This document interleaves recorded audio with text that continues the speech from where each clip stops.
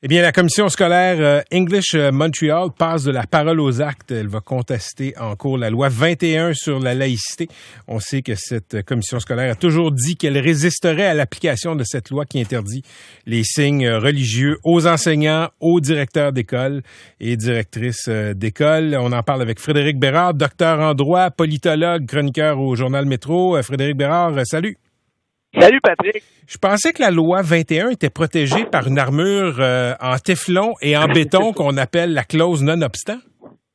Ouais, ça change un peu du calendrier des pompiers, ce qu'on va dire là, mais en fait, la disposition de dérogation de la Charte canadienne qui a été invoquée par l'Assemblée nationale dans la loi 21, ce qu'elle fait en sorte, c'est qu'elle soustrait certains droits, elle suspend des droits et libertés.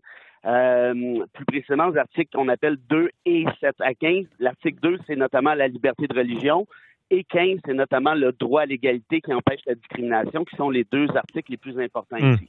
Ce que fait la commission, c'est intéressant, parce que, comme je te disais, la dérogatoire s'applique 2 et 7 à 15, mais les articles qu'elle invoque ici, ce sont les articles 23 qui prévoient un droit à l'éducation dans la langue de la minorité, donc dans ce cas-ci, l'anglais, et l'article 28 qui protège l'égalité homme-femme.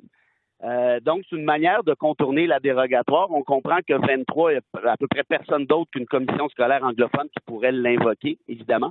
Par rapport à 28, là, j'ai des réserves, on en reparlera, mais essentiellement, là, c'est un peu ça le tableau. Donc, c'est, OK, d'un point de vue juridique, là, qu'importe ce qu'on pense de la loi 21 sur la laïcité, ce que tu me dis, Frédéric Bérard, c'est que cette loi-là, cette contestation-là est habile.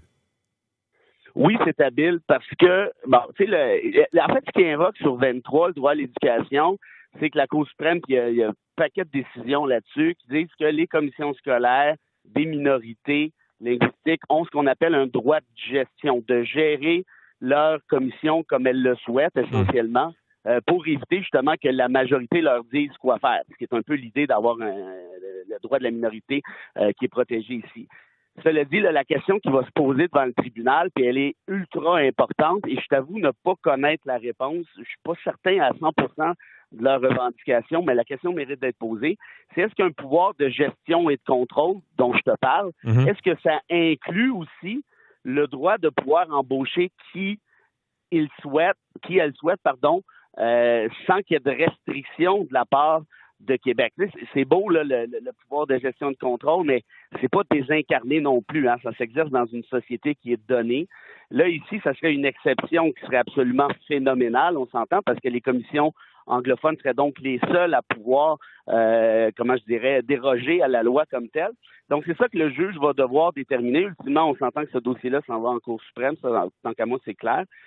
Et donc, la question va de savoir, est-ce que le pouvoir de gestion et de contrôle est aussi puissant que de permettre à une commission anglophone de déroger à une loi d'application générale et qui est ultra importante pour le Québec. Évidemment. OK, donc il y a la disposition sur les droits linguistiques, mais si on réussissait à contester, si une contestation était réussie sur la base de l'égalité des sexes, là, ça pourrait s'appliquer aussi ultimement aux commissions scolaires francophones comme la Commission scolaire de Montréal. Ça tu as tout à fait raison. L'article, en fait, ce qu'ils disent essentiellement, c'est que la loi 21 vise essentiellement des femmes, plus précisément les femmes musulmanes, et statistiquement parlant, et dans leur recours, ils l'indiquent, ils ont raison. Je veux dire, des enseignants au primaire et secondaire qui portent un turban ou la kippa juive, c'est plutôt rare, pour pas dire très, très, très rare, versus le voile et le hijab, qui est beaucoup plus fréquent. Donc, on peut penser que ce sont ces femmes-là qui vont être les victimes, si on peut dire, de la loi en question, en tout cas, à tout le moins dans ses effets, peut-être pas nécessairement dans les tensions, mais clairement dans les effets. Le problème que j'ai par rapport à ça, c'est qu'on invoque, comme je te disais, l'article 28 qui parle de l'égalité homme-femme. Ceci dit, l'article 28, c'est pas un droit comme tel. C'est ce qu'on appelle une clause d'interprétation. Il y a une grosse différence entre les deux. Le droit à l'égalité homme-femme, il est prévu à l'article 15, qui te dit tu ne peux pas discriminer les femmes ou les hommes. Bon, ça va. L'article 15, on l'a dit tout à l'heure, c'est assujetti à la dérogatoire. Ça veut dire quoi? Ça veut dire que en appliquant cette disposition-là, donc la dérogatoire, François Legault et compagnie, ce qu'ils ont fait, c'est dire vous ne pouvez pas invoquer la discrimination homme-femme. Or, ce que la commission scolaire essaye de faire, c'est quand même brillant, là, c'est de dire ben non, l'égalité homme-femme est aussi protégée à 28, mais c'est pas un droit, c'est juste une clause interprétative. Puis ça, qu'est-ce que ça fait? C'est quand que le juge a la possibilité de choisir entre deux interprétations, ben il va prendre celle qui est conforme à l'égalité homme-femme. Okay. Donc, on empêcherait la discrimination par rapport aux femmes ici. Mais là, maintenant, est-ce que tu peux invoquer ça comme un droit? Non. Puis c'est un peu ce qu'ils font, puis je pense que c'est là-dessus qu'ils risquent de se casser les dents. OK. Cette loi-là dégage un large consensus au Québec par une majorité de Québécois, grande majorité de Québécois qui appuient la loi 21. Devant les tribunaux, ça compte pourquoi, ça? C'est contrairement à ce qu'on pense, un juge, là, ça vit pas dans un bocal. Hein? Un juge, ça écoute Patrick Lagacé, ça lit les journaux, ça regarde Radio-Canada. C'est au courant de la vie sociétale. C'est au courant de ce que pense M. X, Mme Y.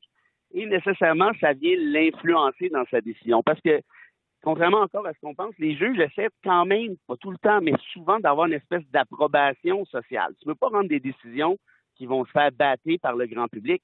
Il y en a parfois, puis des fois, c'est une bonne chose, parce qu'on veut que les juges soient justement à l'abri des pressions populaires. C'est pour ça qu'ils ne sont pas élus.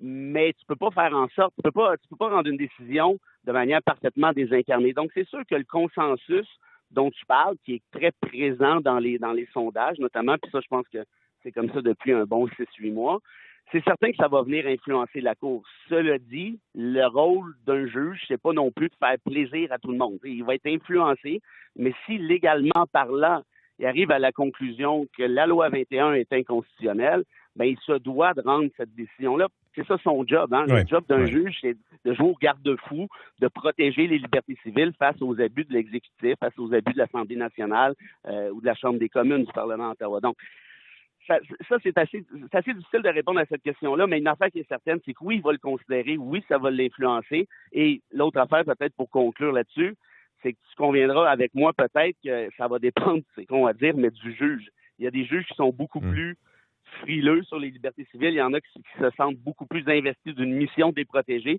Il y a des juges qui sont pour la loi 21, il y a des juges qui sont contre. Donc, c'est pour ça qu'à la première étape, l'étape de la Cour supérieure, ça va vraiment dépendre du juge en question.